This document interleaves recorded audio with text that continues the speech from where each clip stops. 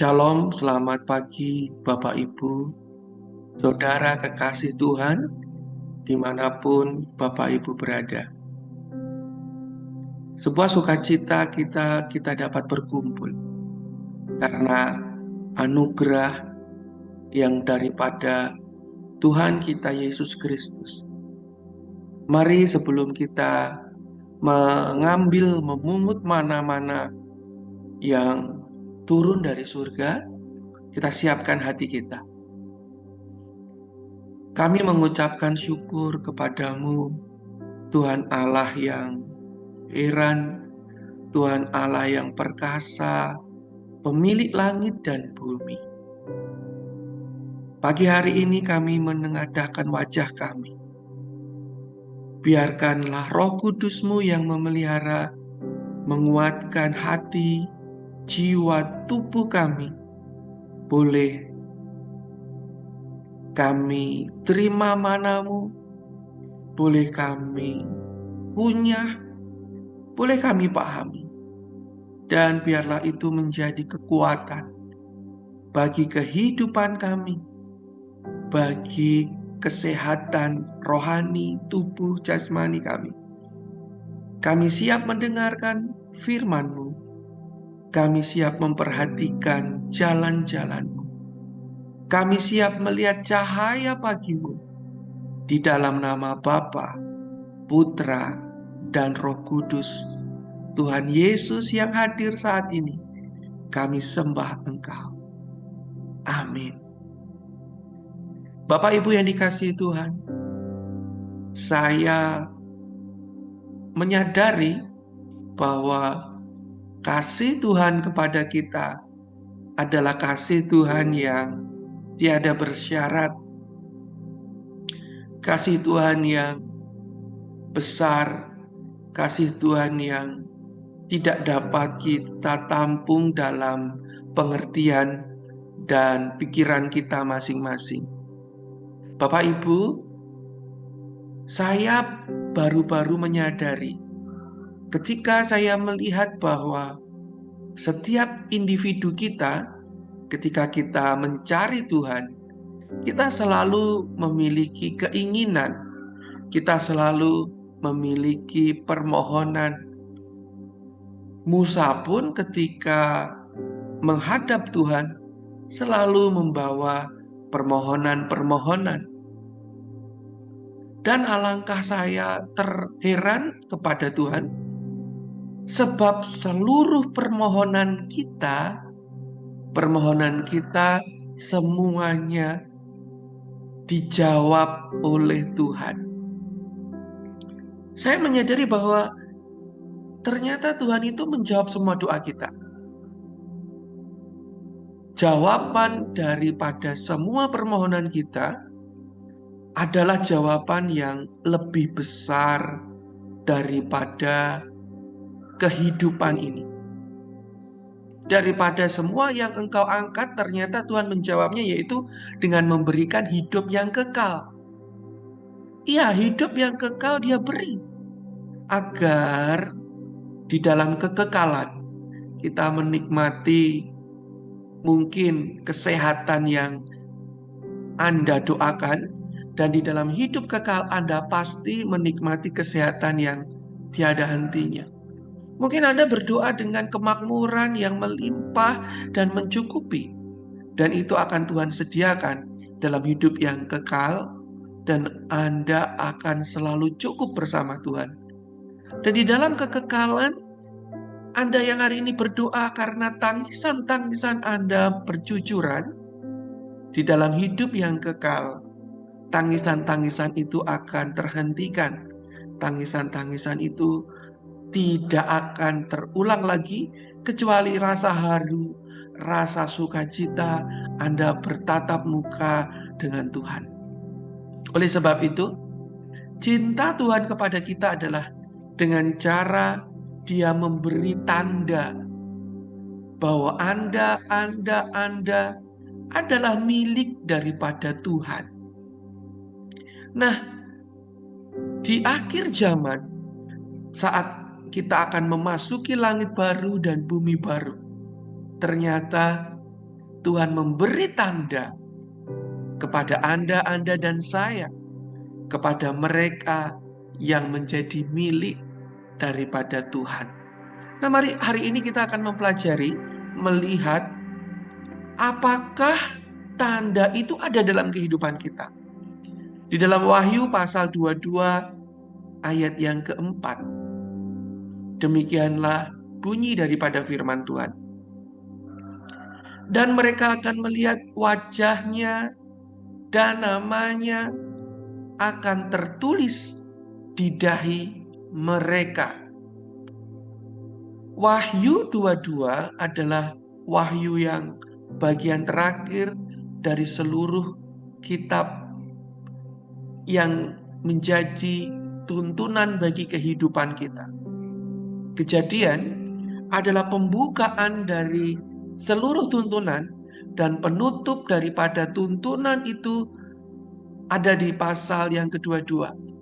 Dan di dalam penutup itu, ayat yang keempat menuliskan bahwa kepada orang-orang yang menjadi miliknya, kepada orang-orang yang menjadi bagian untuk selalu akan hidup selama-lamanya, doanya dijawab, doa orang benar dijawab, bahwa dalam wajah Tuhan, dalam nama Tuhan kita akan ditulis di dahi kita semua. Nah, Bapak Ibu yang dikasihi Tuhan, pagi hari ini mari kita melihat diri kita sendiri, berkaca, apakah di dahi kita tertulis wajahnya dan di dahi kita tertulis namanya. Jikalau itu tidak ada, percumalah kita melakukan pelayanan begitu dahsyat.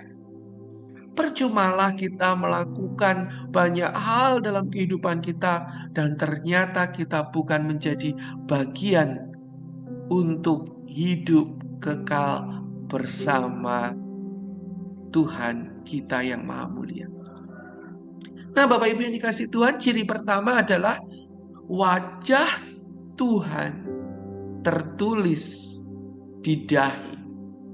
Apakah ini seperti orang tato begitu di wajah? Apakah wajah Tuhan tertulis? Mari kita memasuki nats ini sehingga kita tahu apa yang dimaksudkan oleh Yohanes, sang rabi, sang murid Kristus itu, yang tentunya walaupun dalam penulisan Yunani dia sampaikan, tetapi pemikiran-pemikiran rabinik, pemikiran-pemikiran tulisan-tulisan apokaliptik itu ada dalam roh jiwa daripada Yohanes. Wajah Tuhan Yohanes tulis prosopan, dan wajah Tuhan di dalam ide pemikiran Ibrani adalah panim. Panim. Panim adalah wajah. P, nun, yod, dan mem. Sebuah air yang berada di dalam kematian atau kekelaman, yang dibawa di dalam penyembahan adalah suatu benih, dan benih itu diucapkan, disampaikan melalui mulut. Iya, wajah, di dalam wajah kita memiliki mulut. Jadi panim adalah sesuatu yang terdapat mulut. Nah, mulut gunanya untuk berkata-kata.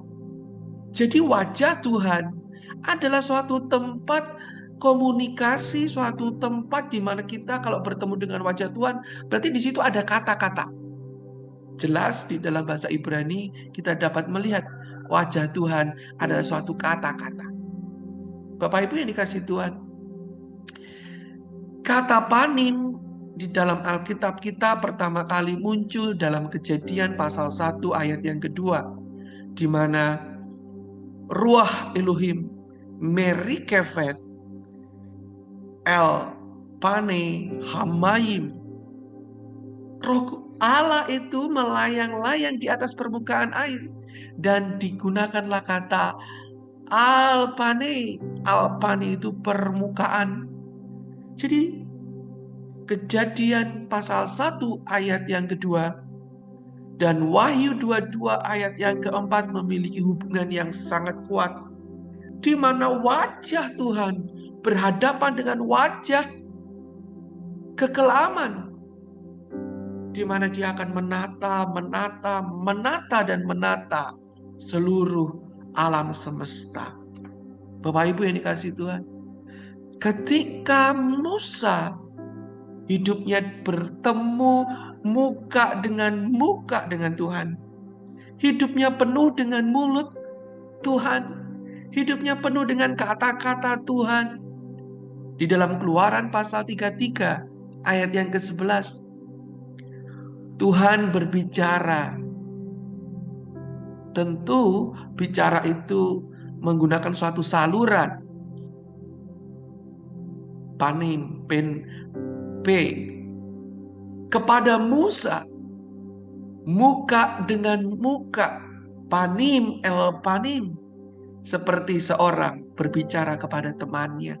Bapak Ibu yang dikasihi Tuhan, pagi hari ini kita mengadahkan wajah kita kepada surga, dan pagi hari ini kita sedang mendengar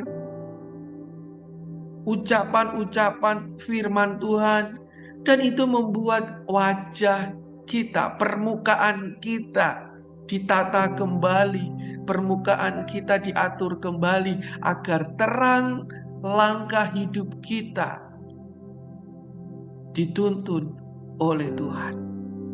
Ketika Musa dituntun selalu hidupnya ditata oleh panim, oleh wajah Tuhan, maka Musa tidak menyadari bahwa juga kulit mukanya, kulit wajahnya yang diketahui oleh orang banyak bercahaya.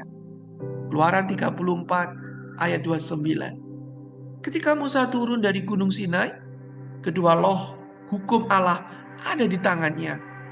Orang-orang yang berbicara dengan Tuhan di kedua tangannya akan memegang loh. Loh itu berisi seluruh firman Tuhan. Loh itu berisi petunjuk-petunjuk Tuhan. Loh itu berisi hati Tuhan. Loh itu berisi kasih karunia Tuhan kepada mereka yang dicintai. Ketika itu bercahayalah mukanya. Kulit adalah bagian terluar dari tubuh kita. Artinya apa? Artinya ketika wajah Tuhan itu ada dalam hidupmu, firman Tuhan itu ada di dalam hidupmu, orang lain akan tahu permukaannya seperti apa. Bercahaya. Karena ia telah berbicara dengan Tuhan. Jadi Bapak Ibu, saya hari-hari ini sangat diberkati karena dengan firman Tuhan, karena saya menyadari ternyata firman Tuhan itu bahasa Ibrani adalah bahasa rohani, sedangkan bahasa Aram adalah bahasa yang digunakan sehari-hari. Jadi ketika Yesus hadir di dalam dunia ini, bahasa Ibrani adalah bahasa yang digunakan dalam sinagoge untuk berdoa, untuk membaca firman. Sedangkan untuk menyampaikan pesan firman Tuhan digunakan bahasa Aram. Loh, apa gunanya? Gunanya adalah bahasa rohani, bahasa firman itu harus dapat diaplikasikan di dalam kehidupan sehari-hari. Karena firman Tuhan bahasa Ibrani penuh dengan tanda, penuh dengan simbol yang tidak dapat dimengerti dalam aplikasi kehidupan sehari-hari. Oleh sebab itu diperlukan bahasa Aram untuk dapat dimengerti apa toh aplikasinya. Nah Bapak Ibu, di dalam Keluaran 33 ayat 14, Tuhan berfirman dalam bahasa Ibrani dan diterjemahkan dalam LAI. Aku sendiri hendak membimbing engkau dan memberikan ketentraman kepadamu. Aku di sini adalah Elohim. Nah, Allah itu adalah divine, Allah itu adalah pribadi Elohim, pribadi yang ilahi. Nah, bagaimana pribadi ilahi itu dapat beserta membimbing Bapak Ibu sekalian? Nah, di dalam bahasa Ibrani disebut di sini va yomer panim yelehu ve hanichotilak. Va yomer, Tuhan berfirman, wajahku panim yalehu. Yalek itu halakah, berjalan, menyertai. Ve nichoti, diam. Lah itu kamu. Jadi wajah Tuhan akan menyertai, berjalan, halakah. Wajah Tuhan akan berjalan. Nah, bagaimana wajah ilahi itu berjalan? Nah, ini yang secara ilahi kita harus melihat ya. Dan ternyata dalam bahasa Aram di situ dijelaskan luar biasa dalam Targum, ajaran-ajaran para rabi. Di dalam bahasa kehidupan sehari-hari disebut fa'amar memri. Nah, saya suka kata memory ini. Nah, kata memory ini artinya adalah firman. Jadi firman Tuhan adalah wajah Tuhan, panim. Jadi firman itu wajah Tuhan. Bapak Ibu yang dikasih Tuhan. Ini terhubung dengan apa yang dimengerti oleh Yohanes yang adalah orang yang lulus dalam pengajaran-pengajaran Ibrani kuno. Dia menuliskan dalam buku yang pertama, dalam bagian yang pertama, dan di dalam ayat yang pertama. Pada mulanya adalah firman. Dan firman itu adalah Allah. Dan firman itu bersama-sama dengan Allah. Dan konsep memra dalam Targum itu sangat berkaitan. Nah, Bapak Ibu yang dikasih Tuhan. Jadi, panim, kata panim, ini bukan tegak lurus artinya firman ya. Jadi secara pesat, panim itu adalah wajah. Tetapi filosofinya, pengajaran sehari-harinya adalah memra. Jadi jangan dicampur baurkan antara bahasa Ibrani dan bahasa Aram, antara bahasa asli dengan Targum. Tetapi ini sebuah pengertian aplikatif. Yang kedua, bagaimanakah nama Tuhan itu dapat terukir dalam kehidupan kita? Oh, berarti kita menato Yod-Heh-Vav-Heh kah? Menato nama Kristus kah di jidat kita? Bapak Ibu yang dikasih Tuhan, nama Tuhan. Nama dalam bahasa Yunani yang dipakai di situ adalah anoma, dan bahasa Ibraninya adalah Shem. Anoma adalah sebuah identitas. Sedangkan Shem itu nama. Nama dalam pemikiran Ibrani kuno adalah sebuah kehadiran kudus. Ulangan 12 ayat yang kelima. Tetapi tempat yang akan dipilih Tuhan Allahmu dari segala sukumu sebagai kediamannya untuk menegakkan namanya.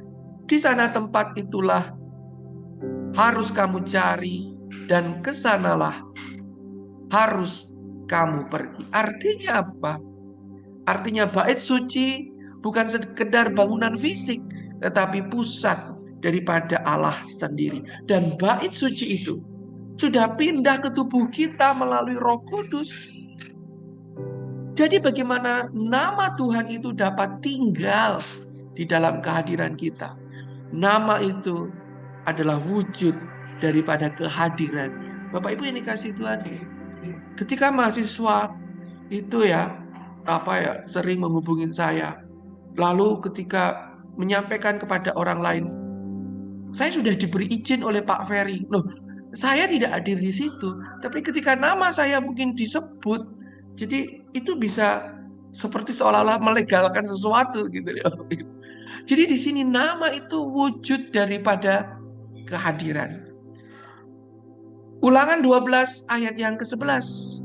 Maka ke tempat yang dipilih Tuhan Allahmu untuk membuat namanya diam di sana, haruslah kamu bawa semua yang kuperintahkan kepadamu, yakni korban bakaran dan korban sembelihanmu, persembahanmu, persepuluhan, persembahan khususmu, dan segala korban nasarmu yang terpilih yang kamu nasarkan kepada Tuhan.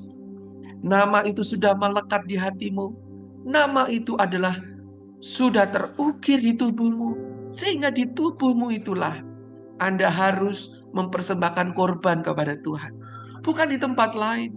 Tubuhmu pagi ini kau bawa ke dalam hadirat Tuhan. Itu adalah bentuk Anda memberikan persembahan. Persembahan kepada Tuhan, persepuluhan dari seluruh kegiatan kita. Kita mempersembahkan waktu tubuh kita untuk kita bersekutu dengan Tuhan pagi hari ini. Shem, nama, juga berarti identitas kepemilikan, bahwa Anda sekalian dimiliki oleh Tuhan. Bilangan 6 ayat 27. Mereka harus meletakkan namaku atas orang Israel, maka aku akan memberkati mereka. Jadi tubuh Anda adalah milik Tuhan. Di sanalah nama Tuhan, hadirat Tuhan, hadirat kekudusan harus hadir di sana. Nah, Bapak Ibu, kita tadi juga sudah melihat targum dalam wajah yang artinya firman. Bagaimana bahasa Aram mengerti bahwa Shem ini aplikasi dari kehidupan sehari-hari adalah apa? Shem, yaitu nama, ternyata dalam targum adalah Shema. Mari kita lihat dalam Ulangan 12 ayat yang kelima. Tempat yang akan dipilih Adonai untuk membuat namanya diam di sana. Namanya ini ditulis adalah sebagai Leshaken Shema. Leshaken ini tempat ya, diam Shem. Dan kemudian di dalam Targum Onkelos, di sini adalah Shema. Bapak Ibu tahu Shema? Shema dalam bahasa Aram adalah nama. Inilah yang membuat saya terkejut. Bahasa Ibrani Shema itu bukan nama. Shema dalam bahasa Ibrani adalah mendengar. Shema adalah dalam bahasa Ibrani adalah taat. Jadi ketika seseorang memiliki nama, seseorang juga harus dapat mendengar. Jikalau seseorang memiliki nama, seseorang memanggil saya diberi nama oleh orang tua saya, Ferry, tentulah ketika nama saya dipanggil, saya harus mendengar. Seringkali saya sampaikan kepada anak saya, Jeho, dan saya sampaikan, kenapa sih kamu kalau dipanggil gak mau dengar? Jadi ketika nama kita disebut, kita harus memiliki telinga untuk mendengar. Jadi Shem itu juga bahasa Aramnya adalah Shema, dan itu merupakan permainan bunyi dari bahasa Ibrani, yaitu Shema, mendengar. Dan ketika Shem ini, Shema ini dalam bahasa Aram, ketika bait suci runtuh, mereka menyadari bahwa di tempat yang dituju Tuhan, karena bait itu runtuh, bait itu tidak ada lagi, mereka bingung kemana mereka berjumpa dengan Tuhan. Dan mereka berjumpa dengan Tuhan adalah ketika mereka saat berdoa pribadi, seperti Daniel berdoa di sotoh rumah itu.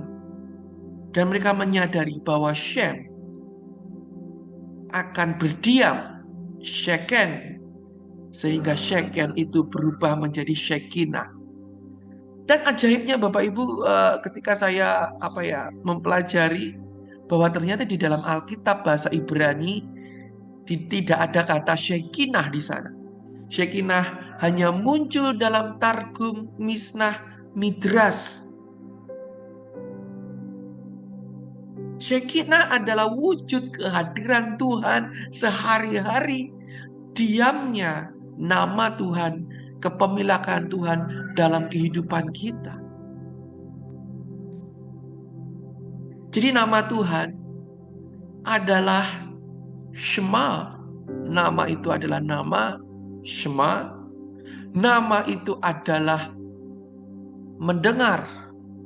Wujud nama Tuhan ada diukir dalam kehidupanmu adalah ketika saudara berusaha mendengar Tuhan, berusaha taat kepadanya, berusaha mengenal untuk tunduk.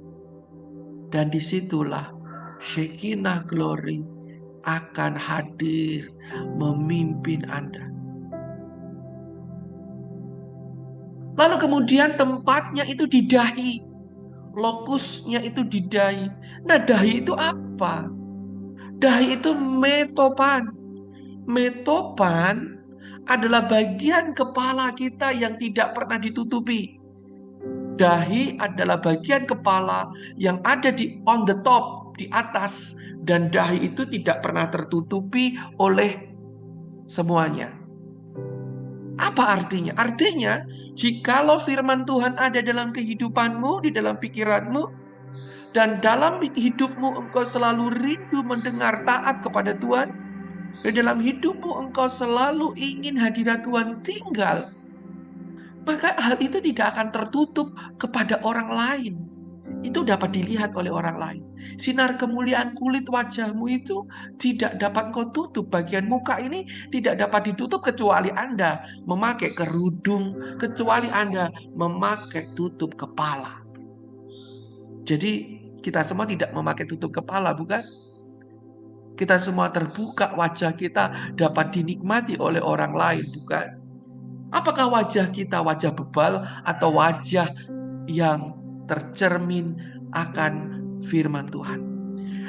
Jadi di kening ini merupakan identitas publik dalam Keluaran 28. Kening menjadi milik kekudusan itu hadir. Di dalam Yeskiel pasal 3 ayat 7 sampai ke 8. Tuhan di situ mengatakan di dalam bahasa asli ya, aku membuat keningmu keras terhadap kening mereka. Dan di dalam LI dikatakan, aku meneguhkan hatimu melawan mereka. Jadi ini identitas rohani. Bahwa rohaninya Yeskiel berlawanan dengan rohani waktu itu. Ini akhir zaman Bapak Ibu. Bagaimana rohani kita harusnya berbeda dengan kondisi kegelapan yang semakin gelap. Bagaimana tindakan kita seharusnya berbeda. Kita yang belajar di DTU ini, jangan sampai kita belajar mencari wajah Tuhan, tetapi model hidup kita masih wajah kegelapan. Dan saya suka bagian ketiga, lokus daripada kening dahi ini diterjemahkan dalam Yeremia 3 ayat 3 sebagai bentuk karakter. Tetapi engkau mempunyai kening perempuan sundal. Jadi kening, jadi dahi itu adalah karakter. Karakter Anda bermuka tebal karena Anda sudah belajar firman Tuhan. Tetapi attitude moral Anda adalah moral kegelapan. Dalam bahasa Jawa, kamu itu rai gedek. Mukamu tebal, nggak tahu malu. Karena selama engkau sudah melayani Tuhan, memberitakan firman Tuhan, mengajarkan firman Tuhan, tapi moralmu, moral kegelapan. Yang artinya, engkau nggak punya wajah yang sesuai dengan yang engkau hadapi, yaitu wajah kemuliaan Tuhan. Sehingga mohon maaf, dalam bahasa Jawa kasar banget, rai gedek. Muka tembok, gak tahu malu, memalukan. Jadi saya diberkati oleh Dr. Raymond beberapa waktu yang lalu, bahwa di dalam otak manusia ada bagian depan yaitu frontal lobe. Memang kita memiliki emosi di tengah-tengah sini, dan ternyata frontal lobe ini fungsinya untuk mengontrol. Jadi ketika firman Tuhan ditaruh di atas dahi kita, ketaatan, kerinduan untuk mendengar Tuhan ditaruh di depan dahi kita, dan hadirat Tuhan, kekudusan itu ditaruh di hadapan kita, maka kontrol kehidupan kita, maka kontrol attitude. Walaupun pikiran-pikiran lama mengingat kembali keinginan-keinginan lama, keinginan di belakang, tetapi di depan kita selalu rindu untuk bersekutu. Kehadiran Tuhan ada di sini, sehingga terkontrollah seluruh isi hidup kita. Nah, Bapak Ibu, inilah apa yang tampak di dalam hati, di dalam dahi hidup Anda pagi hari ini.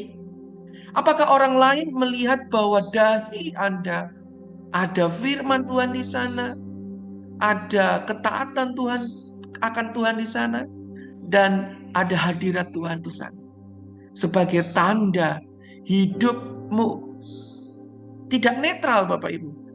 Milik Tuhan disetempel. Jadi yang bukan ditandai, ditulis oleh Tuhan, tentu bukan milik Tuhan, tentu milik hantu. Kita pasti dimeteraikan oleh sesuatu. Pertanyaannya adalah, siapa yang sedang tertulis di dalam dahimu? Karakter batin akan selalu terekspresi keluar. Jika hati kita kotor, jika dahi kita keras, jika kita keras terhadap pemulihan Tuhan dalam kehidupan kita, kita nggak mau dipulihkan. Merasa dirinya nggak sakit, padahal dirinya sakit. Jikalau kita mau dikontrol sepenuhnya oleh Tuhan, menyerahkan segala keputusan hidup kita, maka firman Tuhan yang kita selalu ingat, ketaatan kepada Tuhan yang menjadi pusat, hadirat Tuhan Shekinah Glory dalam hidup kita dapat dilihat oleh orang lain. Wahyu 22 ayat yang keempat, dan mereka akan melihat wajahnya dan namanya tertulis di dahi mereka. Kami mengucapkan syukur kepadamu Tuhan Allah yang hidup. Pagi hari ini, kiranya firman-Mu, wajah-Mu tertulis di frontal otak kami. Kami rindu sekali Tuhan. Kami menaati Engkau, kami ingin mendengar Engkau.